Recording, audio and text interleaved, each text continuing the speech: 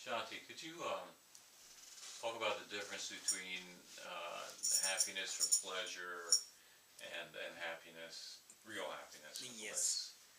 Everyone is looking for happiness.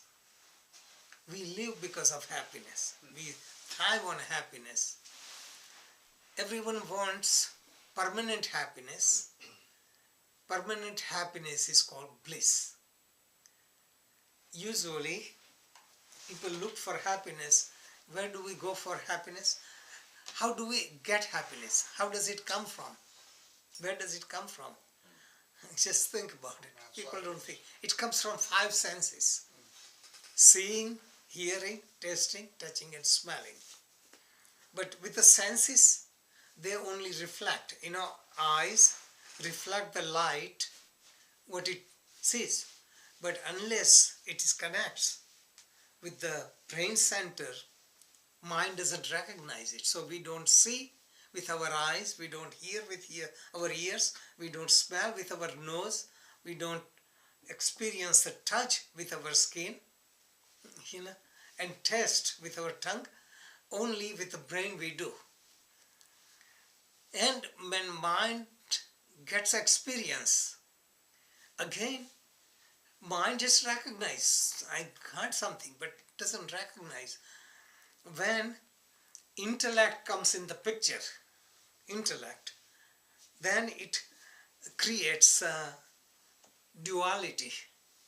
Duality, it is pleasant or unpleasant. Like if you taste something, it's pleasant or unpleasant. You hear something, it's pleasant or unpleasant. So two ways we experience, pleasant or unpleasant. And another thing happens as I am experiencing, I am the subject and world is the object. Okay. Now another thing is, we think the pleasure comes from outside, right? Like and you see here, but actually it's illusion. Okay. Whenever you get pleasure, what happens? When you get something, you're satisfied. You are eaten, you're satisfied. You go into a state of aha, okay. You lose yourself. You are not aware of the things, you are not aware of the mind, you are not aware of anything. You go inward. And what is happening is when mind is satisfied, it becomes introverted. And what is behind the mind, deep inside the mind, is consciousness. The nature of consciousness is happiness. So whenever you find satisfaction from anything, seeing, hearing, tasting, touching, or smelling, at that moment you go inward and you get connection with the bliss. So mind reflects the experience of peace coming from the consciousness, and we think it came from outside. So the pleasure coming from outside is illusion. Okay.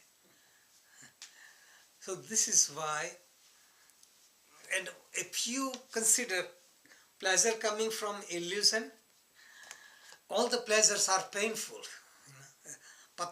Yogi Patanjali describes that. I have put in this book more detail, Patanjali's explanation. All pleasures are painful for a person who has wisdom, because pleasure requires tapa, effort, lots of sacrifices. So the process itself is painful, because you want to get a degree, you have to go through the college. You want to be millionaire, you have to work for so many years. So effort. Then you get it, you have to hang on to it. Anything, you have to sustain it. Then you have desire to repeat it, that is sanskara. Sanskara produce. So you enjoy the pleasure, then I say, I want to repeat it tomorrow. It produces that feeling, that is a sanskara. And also any kind of pleasure we feel or experience, different situations, different guna, different qualities of the mind, we don't experience the same thing. Like food is very tasty, but your stomach is full, tasty food won't be pleasing to you. Okay? If like there is a very interesting movie somebody should watch, but you are tired, you are in tamasic mood, you are sleepy, you want to sleep. So all these things changes. So what we call pleasure is illusion for so many reasons. 4 reasons he describes. I'm just giving overall idea. So what is the best way to get the maximum joy, maximum pleasure is to withdraw the senses and direct them inward. And that is meditation. To whatever extent you quieten the mind, to that extent you find peace and happiness. Okay. But this peace and happiness is not comparing to anything in the world, because our reference point is, I had so much pleasure of seeing or hearing or eating or sex or whatever. Up there is no comparison, there is nothing, it's void. And there is a tremendous joy of nothingness. You cannot compare. See, there is no comparison. So there is no reference point either. So it gives you tremendous joy. Everyone goes through that experience in normal life. We go through sushupti or dreamless sleep. Dreamless sleep, you know, you are almost like in meditation. All the energy is withdrawn and you are inward, introverted. And that is why you get rested. So why we find peace and refreshing feeling? Because during dreamless sleep, we get total rest. This is like unconscious meditation for survival. We do conscious meditation is much better.